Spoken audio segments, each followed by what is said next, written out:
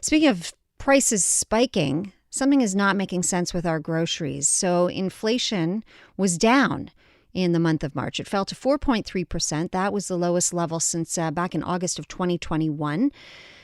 And yet somehow the grocery prices still seem to be going up. Why is that? If inflation is going down, why are our grocery bills not going down as well? We thought we would turn to the food professor, Dr. SYLVAIN CHARLEBOIS, and find out what is going on. Thanks so much for your time again today, Sylvain. My pleasure. I also am going to have to pick your brain about Galen Weston, but more on that in a moment. So I got to tell you, last week or a week and a half ago, I'm grocery shopping. And the strawberries were $6.99, which is a ripoff, but still $6.99 is, I'm like, okay, my daughter loves the strawberries, I'll buy them. This past Sunday, $7.99. The blackberries were $5.99. Raspberries were $6.99. I mean, everything that had started to come down suddenly spiked back up again as we're finding out that the rate of inflation has gone down. So what's going on here, Sylvain? Were strawberries from Mexico? Good question. They're usually Mexico or California. I can't remember where they were from. Probably not California. They're having a hard time over there, so They had to go elsewhere, which is the point I'm making. Over the last several months, in the produce section, grocers had to go elsewhere beyond California to procure whatever we need in produce, and those other options have been more expensive. So this is really a climate change case study. And climate change really impacts food prices all the time, and it seems to be getting worse.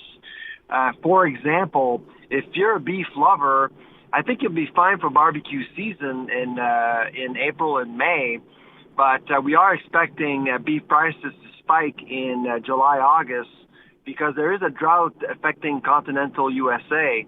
And right now, ranchers are getting rid of their herds because they can't really feed their animals affordably. So that's why we're seeing changes all of a sudden. So that's a constant without being a constant.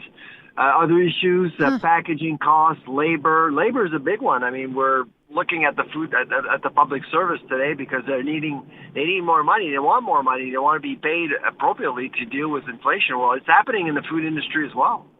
I mean, okay, then that right away brings me to Galen Weston, because if you're paying your CEO $12 million, but you're only paying your workers minimum wage, I mean, isn't that where the money could come from? Well, not necessarily. I mean, first of all, I know a lot of your listeners probably won't agree with me, but Galen Weston was underpaid. However, what? He was underpaid, absolutely. When you look at the performance of the company and when you look at his salary versus other CEOs, he was underpaid. But that's not the point, is it? He's a grocer. He's seen as a grocer. He's on television selling us food all the time. And the morality of selling food is completely different than, say, running a bank, and that's why people are upset. I think Loblaw missed an opportunity to communicate his raise appropriately, ethically. Honestly, I think they should have done something else than just saying he's getting more money, deal with it. They should have done something else for sure. Well, and it also feels sneaky because then he's stepping back and they've hired this new Danish guy who's probably going to make even more money. So the whole thing... Do you remember his name? Per Bank. Per Bank. How ironic. I know, right? Yeah. I can hear all the puns for the next little while for sure. Yeah. It's not a good look. And I think like you really honed in on something there with Galen Weston. You know, he was in our homes. He was on our TV screens. We all felt like he was a friend or, someone we could rely on to try and give us a deal. And so it feels like a betrayal. It's an emotional thing, right?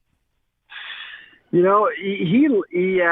moving back, like he's stepping back just because he was a distraction. I mean, he made himself a target, and I think strategically it became a distraction. So what we learned yesterday was more about marketing than anything else. I do expect Galen Weston to be back as CEO within 3 years, if not before. I do expect that. Loblaws tend to be unkind to the non-Westons of the world.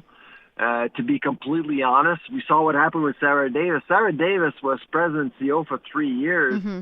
Almost overnight, she was pushed aside, and She went to retirement at the age of 53. Way too young. Although getting paid those kind of dollars, you can probably afford to retire at 53. No, she was incredibly. She is incredibly competent. It's just the departure was a bit savage, to be honest. It could have been done differently. That's a shame, hey. But I mean, that's the corporate world, and that is how things are largely done. If I bring, and I feel like there's just a lack of sympathy, and kind of understandably so, from the consumer, because we're just trying to look. By the way, I'm getting texts because I was $7.99 for strawberries at my local little Esposito. I'm finding out from texters that they were $2.96 at Metro this week. Another one saying that they were $2.99 somewhere else. So there you go. Clearly, I need to change my shopping habits. But is that kind of what it boils down to? The challenge, of course, these days that everyone actually is using high-priced examples. They don't necessarily talk about what's affordable. For example, there are major deals out there, and in Montreal, I can tell you, a lot of specialty stores, small stores selling produce only, will offer you some incredible deals. So my strategy for the next little while would be to alternate between 3 stores over 3 weeks, between a big box store, a discount grocer, and a specialty stores. And if you do that, you become better educated. You're more aware of what to buy and what not to buy at certain places. I couldn't agree with you more. And that's actually part of the reason I don't shop. So Loblaws here is Provigo or Maxi, but Provigo is outrageous for produce. But my little guy Esposito's usually has great deals, and yet there too it has really gone up. So let's just, while we kind of go over things here, beef, enjoy it while we can. What are some of the other things right now that we can still get a decent deal on, and where should we be expecting to feel it the most?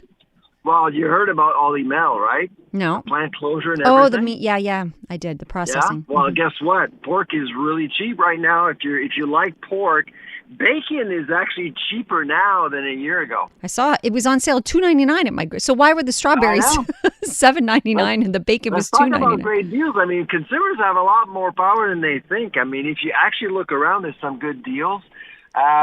What else? I mean, the fish and seafood place, the counter there is often expensive, but there's some really good deals right now. If you look at the data that was released by StatScan yesterday, the fish and seafood counter is actually becoming cheaper now.